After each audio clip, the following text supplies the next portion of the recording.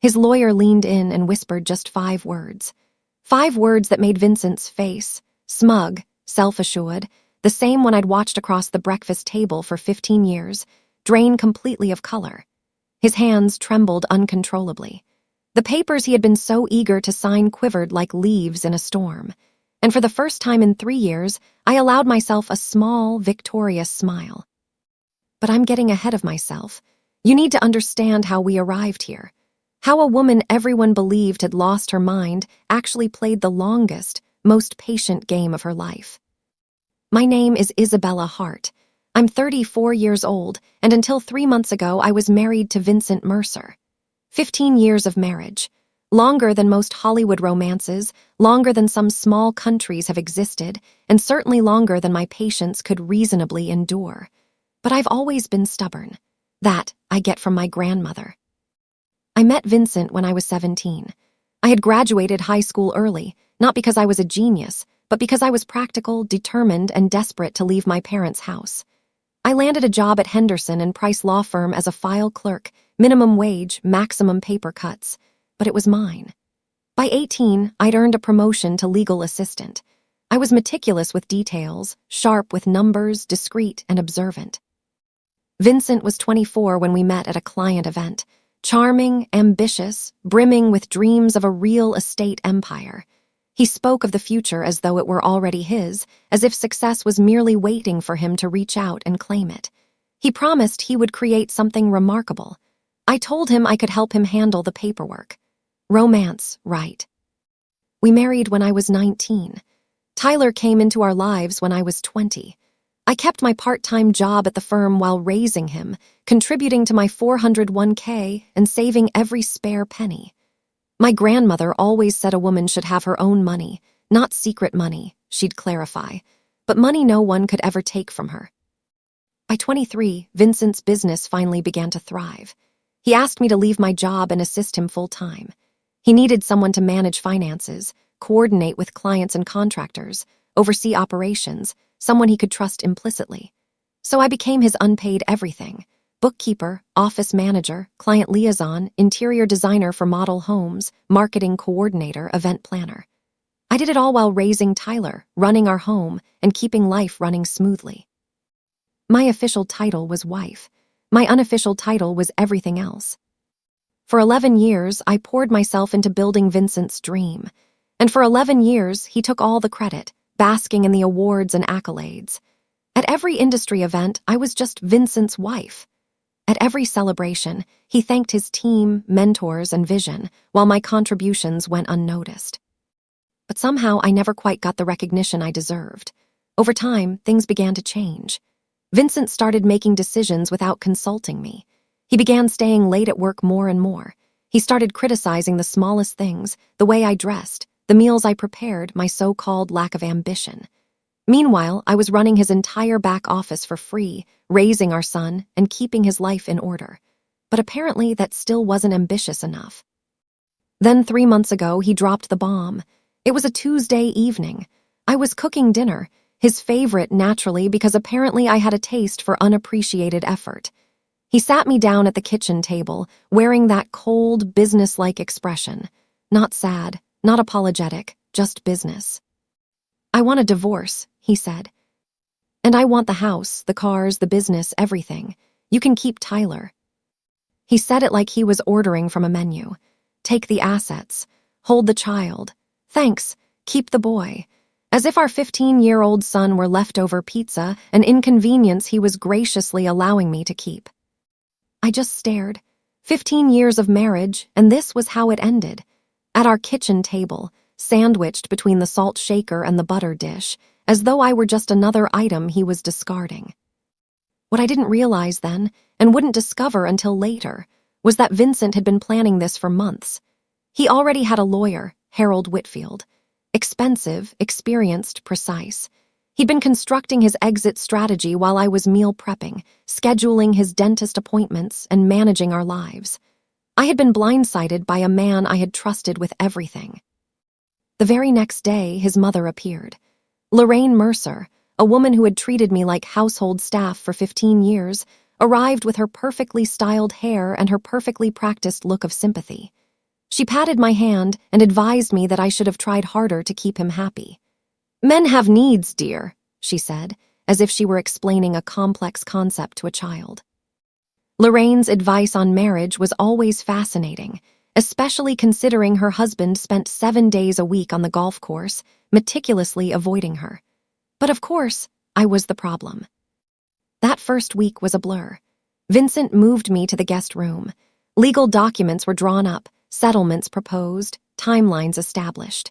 Everything was moving at breakneck speed, and I felt like I was drowning. To the world, I was just another woman whose life had been shattered, a wife discarded after 15 years of service, a victim blindsided by the person she had trusted most. But here's the thing. What Vincent didn't know, and what nobody else knew, was that I had discovered something 3 years ago, something buried deep in his own financial records, something he believed was hidden forever, and I had been quietly, patiently preparing ever since.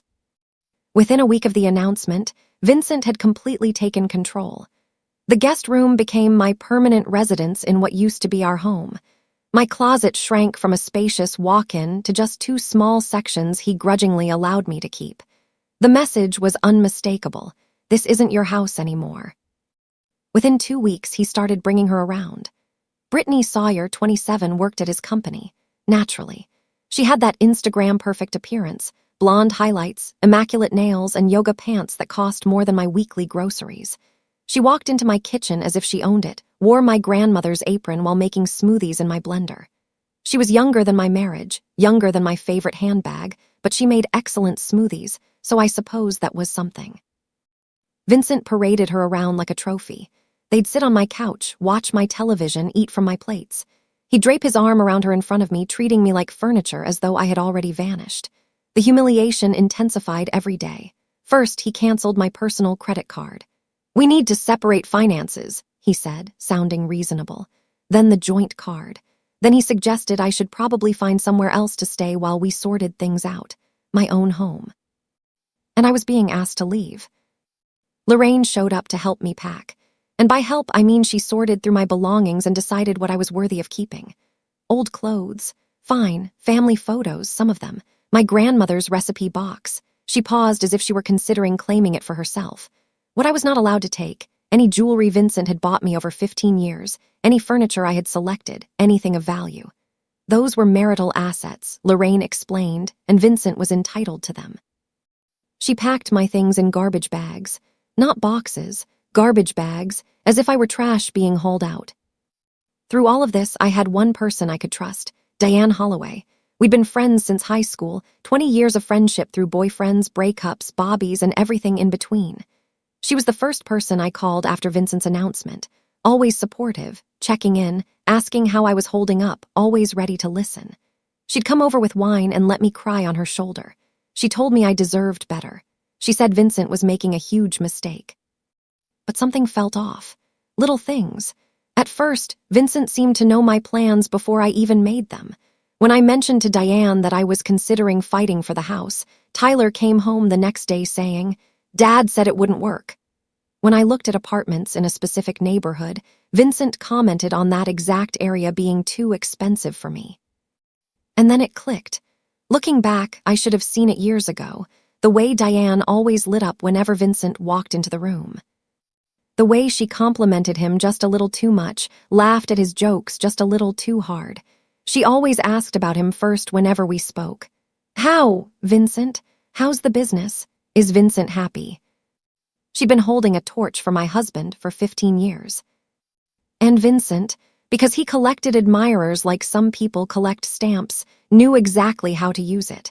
He made her feel special, important, not like other women. He probably hinted that they'd end up together after the divorce, giving her just enough hope to keep her loyal. My best friend had become his spy. 20 years of friendship sold for some flirting and empty promises. At least charge more, Diane. But the worst part was Vincent. It wasn't Lorraine. It wasn't even Diane. The worst part was Tyler. My son saw everything. The girlfriend, the grandmother packing my bags, the way his father looked at me as if I were nothing. And Vincent was working on him, dripping poison into his ear day after day. "Your mom is making this difficult. I just want everyone to be happy. She's the one dragging this out. I'm trying to be fair, but she won't cooperate. Tyler started pulling away from me. Not angry exactly, just distant, confused. He didn't know who to trust, and his father was very, very convincing. I could lose the house. I could lose the money. I could lose everything I'd spent 15 years building. But watching my son look at me like I was the problem, that was the knife. That was the wound that actually bled. I hired a lawyer, Nina Castellano, recommended by my old firm. 52, sharp as a razor, with zero tolerance for nonsense. She reviewed my situation and laid out the battle plan. You helped build this business, she said. You're entitled to half of everything. The house, the company, the accounts, we fight. I looked at her for a long moment. What if I don't want to fight? Nina stared at me like I'd just spoken another language, like I'd suggested sending Vincent a thank you card and a fruit basket. She assumed I was broken, depressed, beaten down too far to stand up for myself. She had no idea. I moved into a small apartment with Tyler. 2 bedrooms, 1 bathroom, a kitchen smaller than my old pantry. Half our boxes didn't even fit. They were stacked in the corner of Tyler's room like a monument to how far we'd fallen. Meanwhile, Vincent posted photos with Brittany. New chapter, new energy, blessed, he wrote. Lorraine commented underneath. So happy for you, sweetheart, you deserve joy. My sister called, furious. You need a shark lawyer. Take him for everything he's worth. Everyone had advice. Everyone thought they knew what I should do. Everyone saw a woman who had given up, who couldn't fight, who was letting her husband walk all over her. Everyone was wrong. Here's the thing about being underestimated. People stop watching you. They stop being careful around you. They stop guarding their secrets. And that's exactly when you learn everything you need to know. 3 years. That's how long I'd been carrying this secret. 3 years. That's how long I'd known the truth about Vincent Mercer and his glittering, glamorous, completely fake empire. It all began on a random Tuesday night, 3 years before the divorce. Vincent was working late again, always working late by then, though I didn't yet understand what that really meant. I was going through the company books, reconciling accounts, doing the unglamorous work that kept his business running. And then I noticed something odd. A transfer to an account I didn't recognize, then another, then a pattern, money flowing out of our accounts into places I had never seen before. I dug deeper. I stayed up until 3 in the morning, following the trail. What I found made my blood run cold. Vincent had been taking loans against everything we owned. The house, our beautiful house, the one everyone admired, had 3 mortgages. The original loan of $400,000. A second mortgage of $350,000 taken out 4 years prior. A third mortgage of $350,000 taken out 2 years ago. Total owed, $1.1 million. Actual value of the house, $850,000. We were underwater by $250,000 on a home I thought we owned outright. The business was even worse. Lines of credit maxed at $200,000. Back taxes owed, $85,000. Vendor debts, $120,000. Equipment loans, $75,000. The company Vincent bragged about at every party, the company that was supposedly thriving, was drowning in nearly $500,000 of debt. Even the cars weren't real. All 3 were leased, with balloon payments coming due. We didn't own anything. We just had expensive monthly obligations. I sat in my kitchen at 3 in the morning, surrounded by printouts, and did the math. Total debt, approximately $1.9 million. Total actual assets, maybe $1.6 million. We were $300,000 in the hole, maybe more. But where had all the money gone? I kept digging. Over the following weeks, I traced every transaction I could find. And the picture that emerged was devastating. Cryptocurrency investments, $180,000 all gone. Gambling, $75,000 lost. An apartment I didn't know about, rented for a woman I didn't know about, $60,000 in rent and furnishings. Lifestyle expenses that never came home. Watches, suits, trips I was never invited on, another $85,000. My husband wasn't building an empire. He was building a house of cards with borrowed cards that were already on fire. We looked rich the same way a mannequin looks alive, convincing from a distance, completely hollow up close. My first instinct was to confront him, to scream, to cry, to demand answers. But I knew Vincent. I'd watched him operate for years. If I confronted him, he would manipulate me.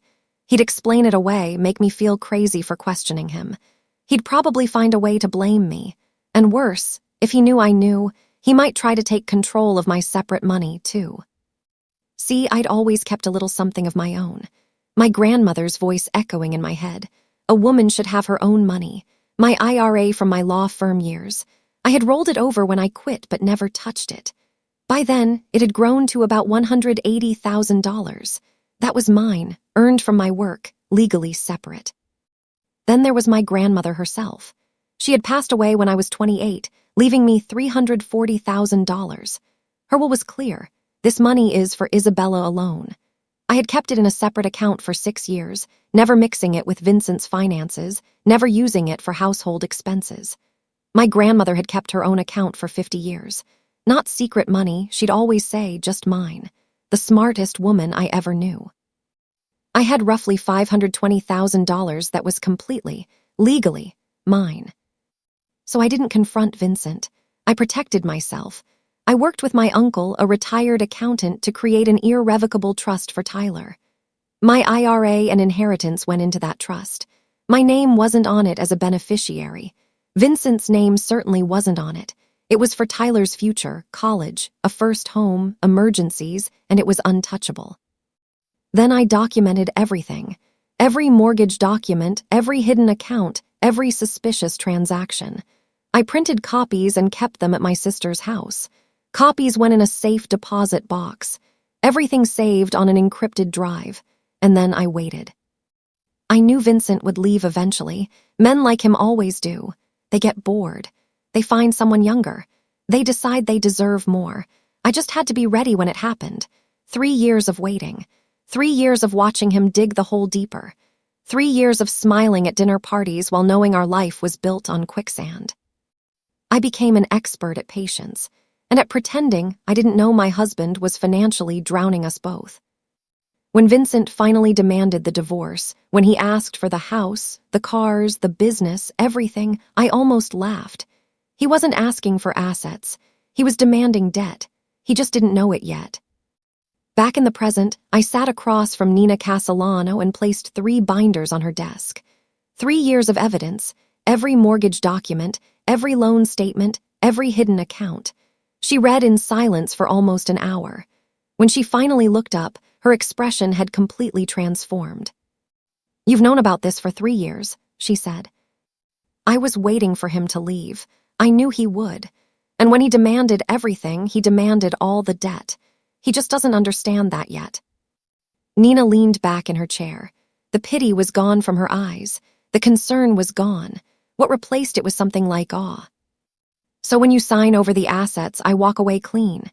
He gets the mortgages, the business debts, the lease obligations. All of it becomes his sole responsibility. And your inheritance, your retirement account, separate property, never commingled, legally protected, sitting safely in a trust for your son." Nina was quiet for a long moment. Then she smiled, a slow, dangerous smile. "Mrs. Hart," Nina said, "I believe I owe you an apology. I thought you given up." I smiled. Everyone thinks that. That's kind of the point. Nina went from looking at me like a lost kitten to looking at me like a chess grandmaster. I preferred grandmaster, better outfit. The trap was already built. The numbers were verified. The documentation airtight. All I had to do now was let Vincent think he was winning. And nobody does gracious loser better than a woman who's been practicing for 15 years. The next 3 months were a master class in acting. I became exactly what everyone expected me to be, broken, defeated, barely holding on. I showed up to mediation sessions with red eyes and trembling hands. I spoke softly, hesitantly, like a woman who had lost all her confidence. I asked for so little that even the mediator seemed uncomfortable. "I just want enough to start over," I said during our second mediation. I'm not trying to be difficult. I know the business is his life's work. I know the house means everything to him. I don't want to tear our family apart more than it already is. I requested a settlement of $50,000 cash, my personal belongings, and shared custody of Tyler. That was it. Vincent agreed immediately. He was probably expecting me to fight for half of everything, what any reasonable lawyer would demand. Instead, I was asking for crumbs. He looked at me across that mediation table with something almost like pity, like I was a wounded animal he was graciously putting out of its misery.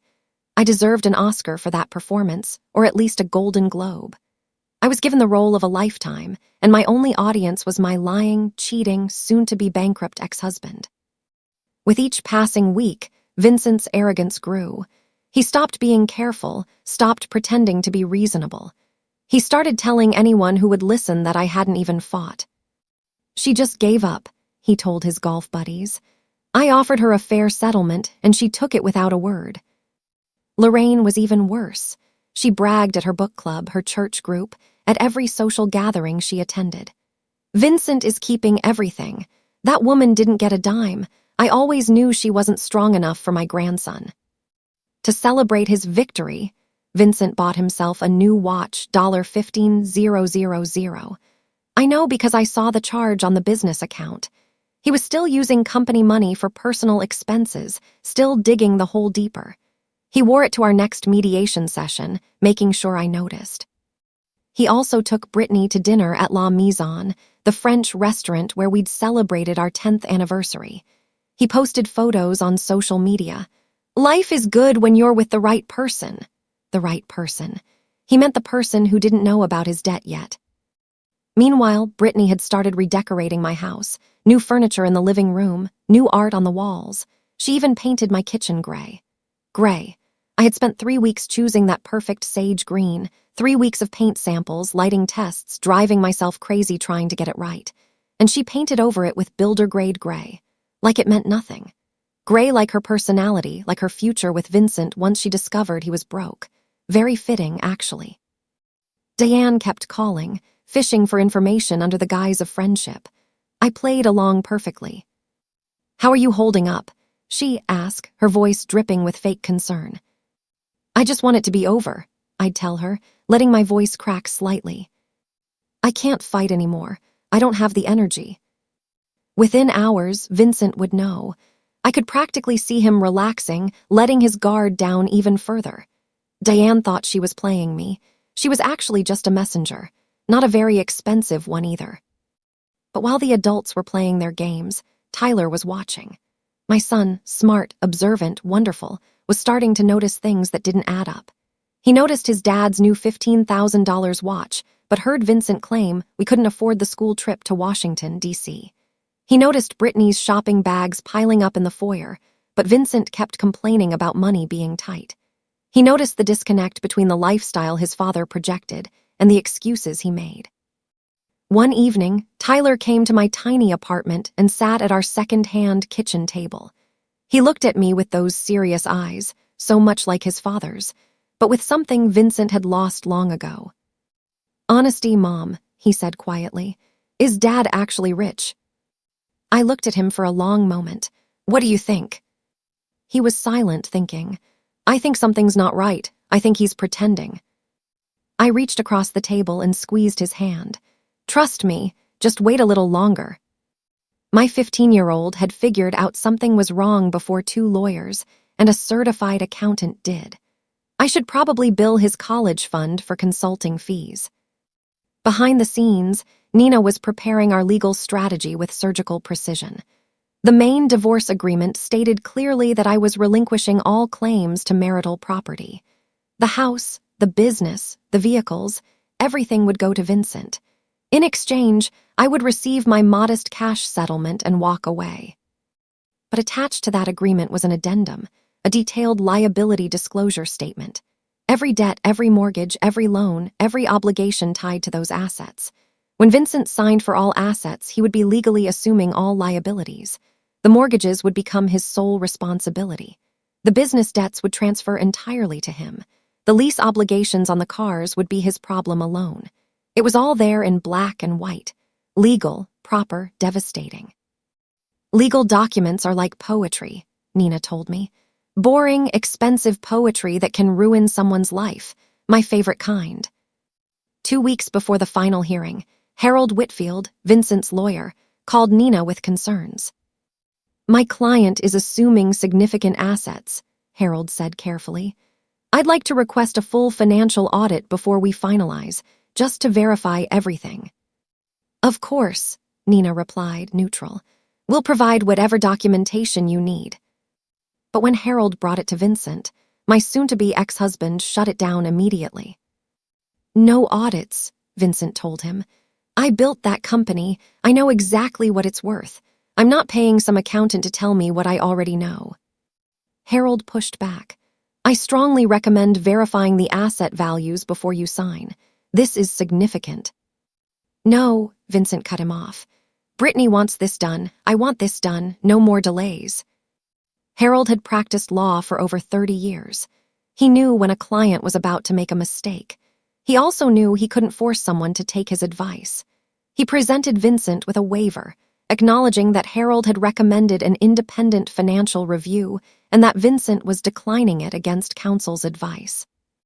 Vincent signed it without reading, just like he'd sign everything else without reading. Never underestimate the power of an impatient girlfriend to make a man skip the fine print. Brittany was worth millions to me in legal strategy. Anyway, the night before the hearing, Vincent sent me a text message. Thank you for not making this ugly. I stared at that message for a long time. 15 years of marriage, 15 years of building his business, raising his son, managing his life. And he was thanking me for not making things difficult while he threw me away. I typed back, I just want what's best for Tyler. What was best for Tyler?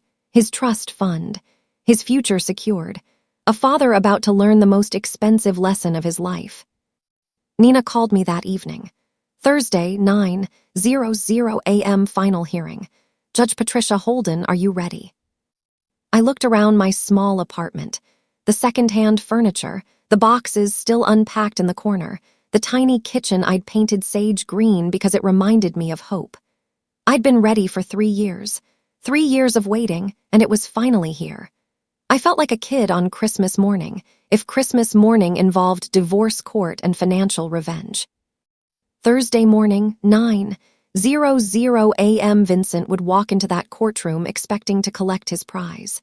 He had no idea he was about to inherit a financial avalanche, one he'd signed for himself.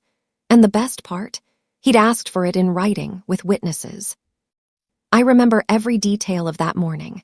The sunlight streaming through the tall windows, the smell of old wood and floor polish, the quiet murmur of lawyers shuffling papers.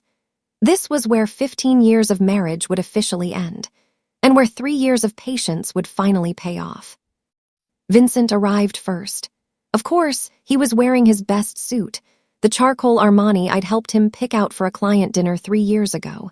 His new watch caught the light as he shook hands with Harold.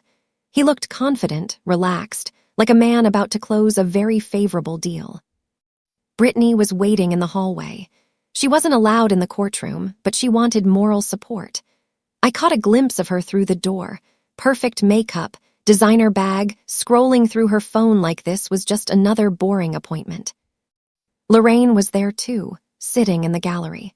She had dressed up for the occasion, probably planning to take Vincent to a celebratory lunch afterward. She looked at me when I walked in and gave me that little smile, the kind you give someone you've already beaten. I arrived a few minutes after Vincent. Simple navy dress, no jewelry, hair pulled back in a low bun. I looked tired, defeated, like a woman who had nothing left to fight for. Perfect. I looked like someone who'd given up on life and fashion simultaneously. Very convincing.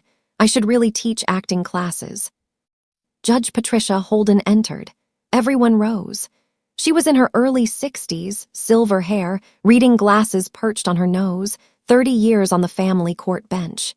She'd seen every trick, every manipulation, every lie divorcing couples could throw at each other. Nothing surprised her anymore. She reviewed the case file briefly, then looked up. Mercer versus Mercer, final dissolution hearing. I understand the parties have reached an agreement. Harold stood first. Yes, Your Honor. My client, Vincent Mercer, is assuming all marital assets, including the family residence, the real estate development business, and all associated vehicles. In exchange, Mrs. Hart receives a cash settlement of $50,000. Nina rose beside me. That's correct, Your Honor. My client agrees to relinquish all claims to these assets and accepts the proposed settlement terms. Judge Holden's eyes moved to me. She studied my face for a moment, looking for signs of coercion, perhaps imagining that I was being pressured into a bad deal. Mrs. Hart, she said, I need to confirm that you understand what you're agreeing to today. You're giving up your claim to substantial property, the family home, the business you helped build. Are you certain this is what you want? I kept my voice soft, slightly unsteady. Yes, Your Honor, I understand. And you're entering this agreement voluntarily. No one is pressuring you. No, Your Honor. I looked down at my hands, then back up at her. I just want my husband to have everything he asked for. I want this to be over. The judge studied me for another long moment. I could practically see her internal debate, whether to push harder, order a continuance, protect me from what looked like a terrible decision. But I was represented by counsel. I was answering clearly. I was an adult woman making my own choice. Very well, she said finally. Let's proceed. The clerk distributed the final documents, page after page of legal language, signatures required on every third page. Vincent signed eagerly, barely glancing at what he was agreeing to. He wanted this done. He wanted to get back to his new life, his new girlfriend, his new freedom. I signed slowly, deliberately. Every stroke of my pen was careful, precise. This was the moment I had been waiting 3 years for. I was going to savor it. Across the courtroom, I saw Vincent glance at Lorraine and smile. She nodded back approvingly. In the hallway, his phone buzzed, probably Brittany sending encouragement. He checked it in court during his own divorce hearing. That was the kind of man he was. Meanwhile, Harold Whitfield was doing what good lawyers do, reviewing the complete document package one final time. Main agreements signed. Asset schedule signed. Settlement terms signed. Then he reached the addendum, the liability disclosure statement. I watched his face as he read, watched the confusion flicker across his features, watched him flip back a page, then forward again as if hoping he had misread something. He hadn't. Harold's face went pale. He leaned toward Vincent, trying to be discreet.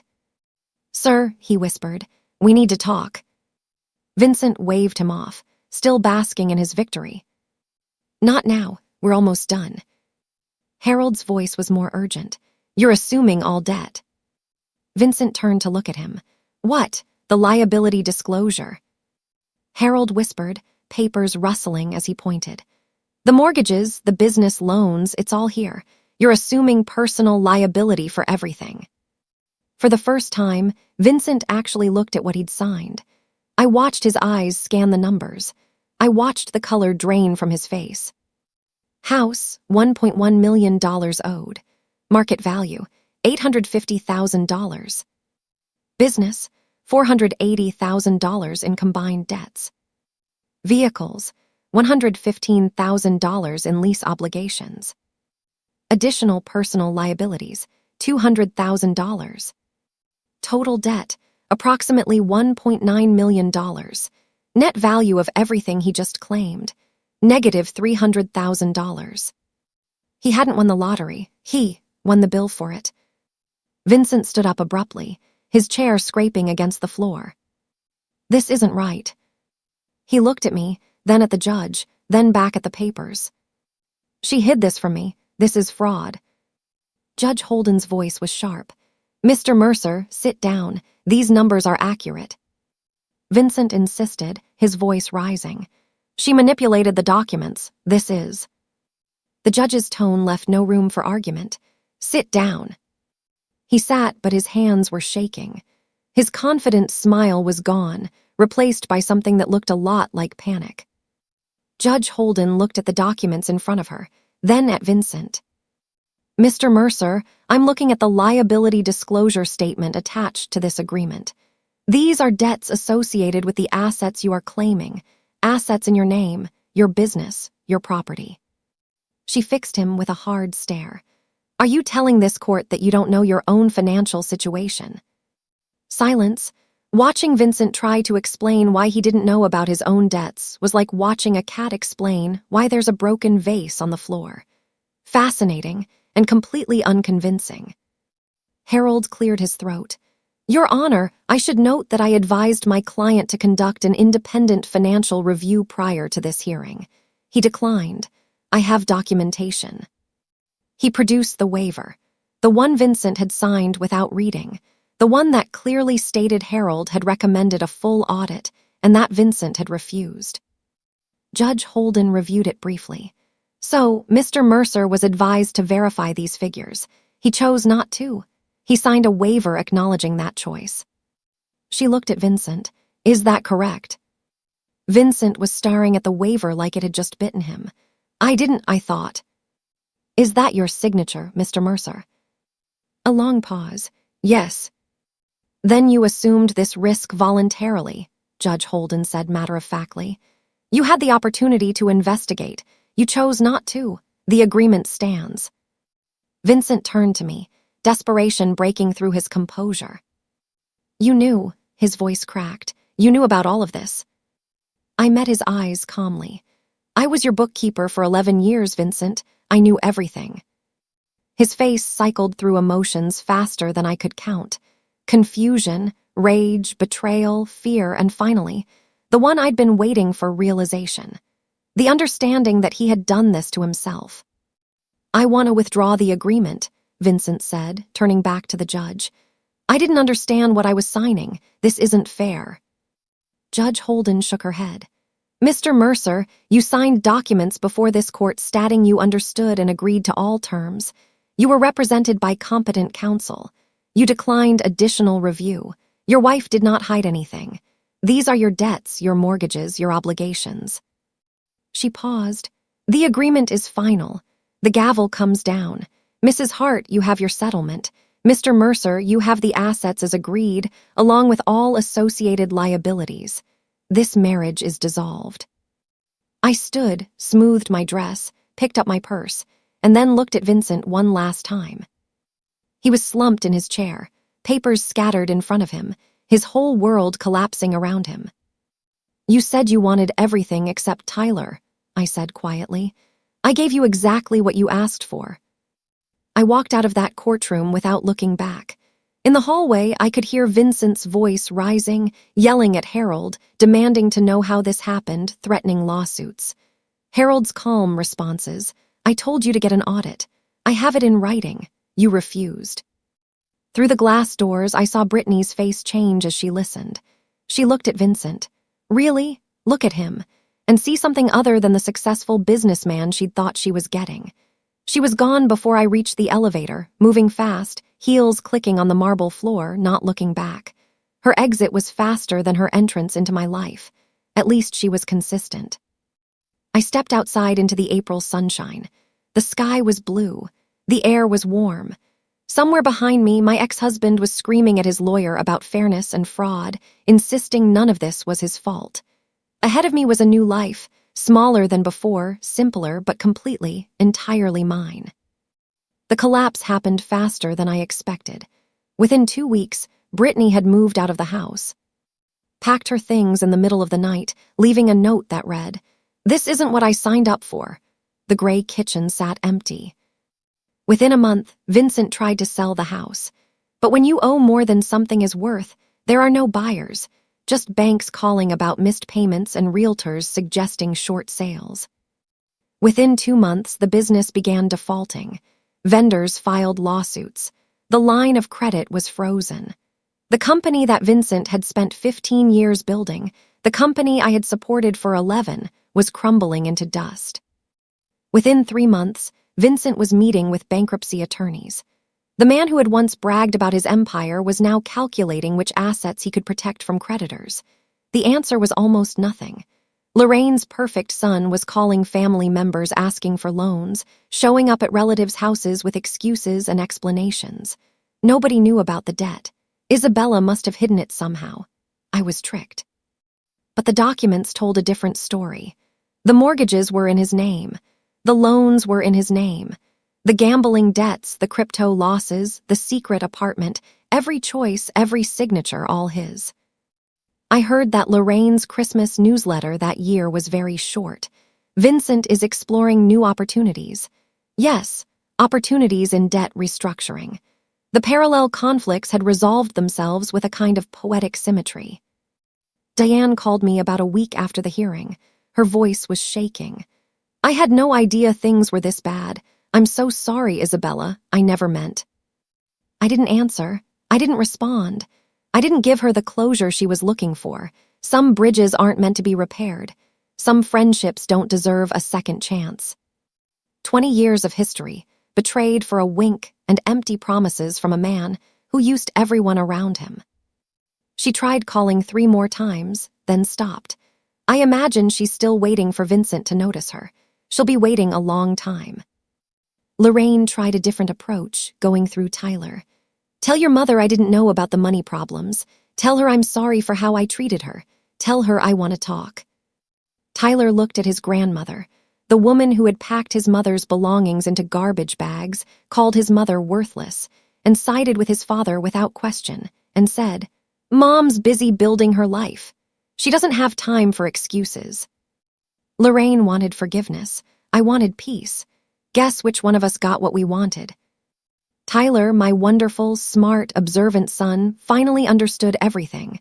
Not because I explained it, but because he figured it out himself. He saw the court documents. He heard his father's excuses. He watched Brittany leave. He watched Lorraine scramble. He watched the whole facade collapse. One evening, about a month after the divorce, he sat with me in my small apartment. The one with the sage green kitchen, the second-hand furniture, and the boxes finally unpacked. You waited 3 years, he said quietly. You knew this whole time and you just waited. I wanted to make sure you were protected, I told him. Whatever happened between your father and me, I needed to know you'd be okay. The trust fund, $520,000, safe and untouchable.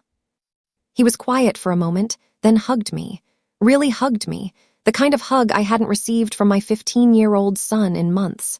The kind that said, I understand. The kind that said, I'm proud of you. 15-year-old boys don't usually hug their mothers voluntarily. I knew I'd done something right. My $50,000 settlement went toward getting established. First month's rent, security deposit, basic furniture that wasn't falling apart. It wasn't luxury, but it was stability. The trust fund stayed exactly where it was. Tyler's future, college, maybe a first home someday, a safety net that nobody could take from him. And me, I enrolled in interior design courses at the community college, the dream I had put on hold at 23 to help Vincent build his empire. I was finally building my own. I started small. My first real client was a woman named Sandra, 52, just ending a 28-year marriage. She stood in her empty new apartment, looking lost, and asked, How do you start over? I thought about it for a moment, one room at a time, one color at a time, one day at a time. We painted her kitchen sage green. She cried when she saw it. Happy tears, she said, the color of new beginnings. About 3 months after the divorce was finalized, Vincent showed up at my apartment. I barely recognized him. He'd lost weight, not the healthy kind, and dark circles hung under his eyes. His suit was wrinkled. His watch was gone. He looked like a man who had been through a war and lost. He stood in my doorway, and for a moment I almost felt sorry for him. Almost. I didn't know it was this bad, he said. His voice wavered. I made mistakes, I know that now, but I didn't mean for any of this to happen.